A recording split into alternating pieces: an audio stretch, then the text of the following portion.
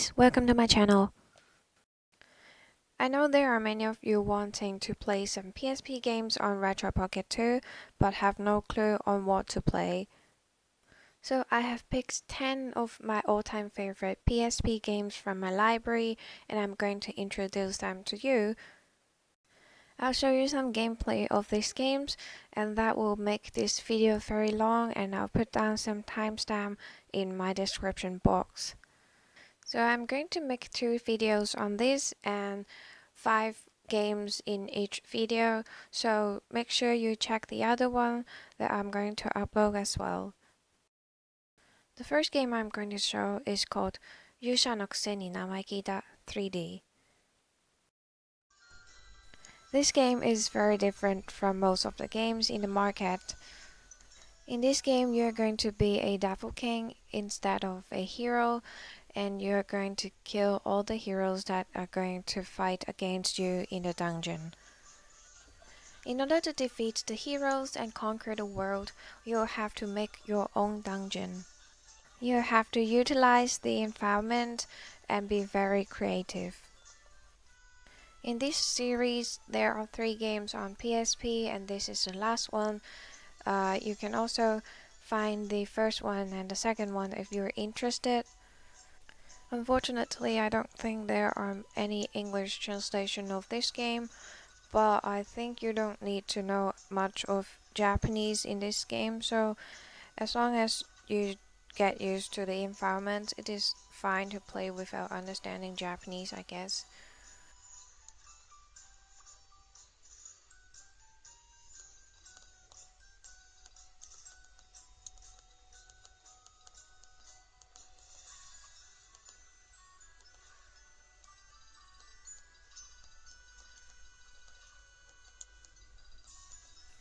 There are many ways to create monsters in a dungeon, and if the environment is correct, they'll evolve.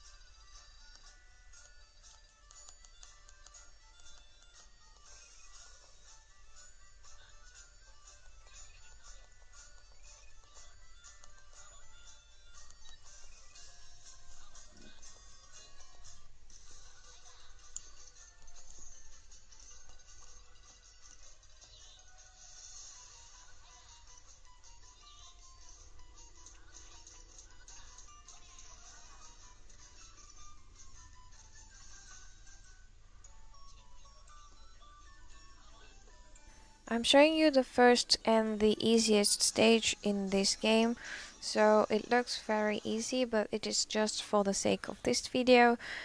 If you're interested in this game, I can tell you there are many different stages and they are definitely very difficult. The second game I'm going to show is called 100万tonn no barabara. Same as the previous game, I don't think there is any English translation, but the idea of this game is very simple, so I don't think you have to worry much about it. In this game, your tasks are to save the members that are captured in the aircraft and to destroy the aircraft of your enemy.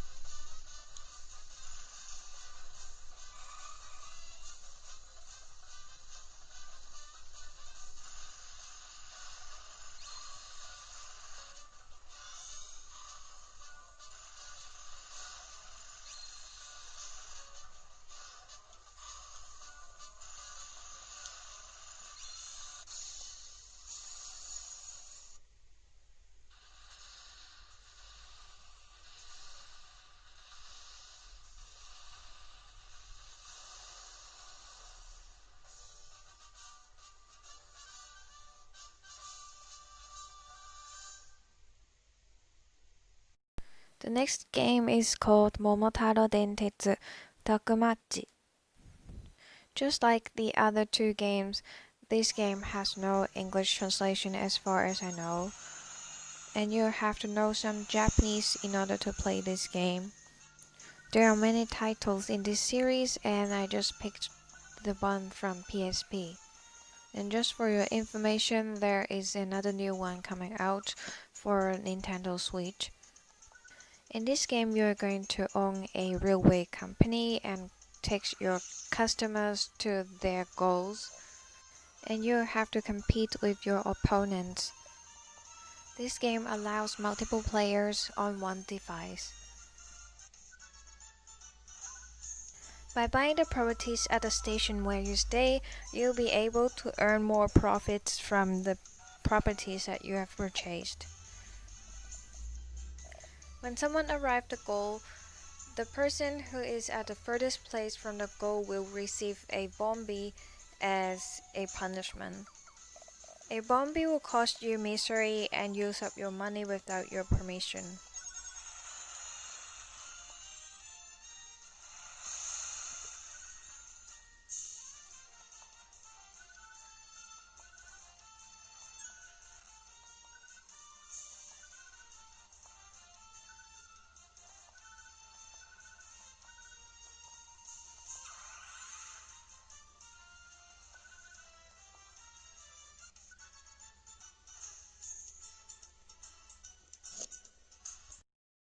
The next one is a spin-off of Monster Hunter. As far as I know, I think there is no official English translation, but there is some fan-made translation available. In this game, you're a cat in the Monster Hunter world, and you have to finish some quests in order to build your village and increase your villagers. You'll be able to encounter many familiar monsters from Monster Hunter, and you'll be able to get many familiar materials during your adventure. This is the first game in the series, and there is a second game as well. You can use your save data from Monster Hunter 2nd G and 3rd, as well as this one in the second game. If you use the save data from Monster Hunter, you'll be able to see your cat in this world.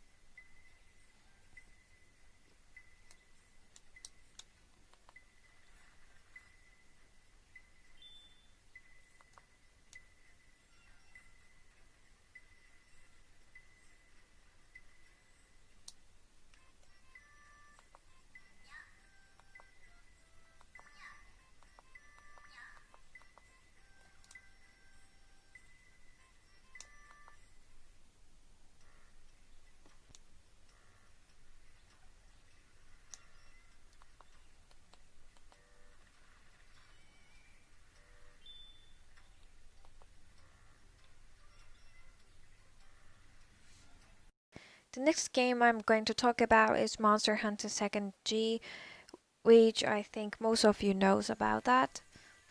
I've transferred the save data from my PSP to my Retroid Pocket 2 and it works really well. And I have to say that when I start playing this game, I was really stuck at playing games. So my friend got me a cheated cat and I'm using it in this data. So when I go for the quest, it just kill the monster in 2 hits. I think a lot of you kind of concern the performance of Monster Hunter because it is relatively demanding, and I can say that it is super smooth, and I'll show you one quest so you don't have to worry about, and I'm going to shut up and let you watch the rest of the gameplay.